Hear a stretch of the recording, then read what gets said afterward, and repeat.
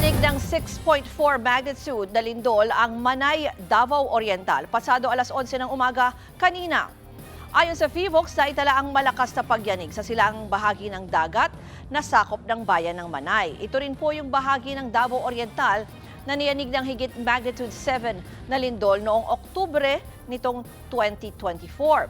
Maliban sa Manay, naramdaman ang intensity 5 sa Hinatuan, Surigao del Sur at Talacogon, Agusan del Sur. Intensity 4 naman sa mga lungsod ng Bislig at Caguait sa Surigao del Sur at sa mga bayan ng Tarragona at Katiil sa Davao Oriental. Dahil sa lindol, nagsilabasan ang ilang estudyante sa ilang paaralan sa Davao at mga karating probinsya. Pati mga empleyado ng iba't ibang munisipyo at City Hall, nagsilabasan din sa mga gusali.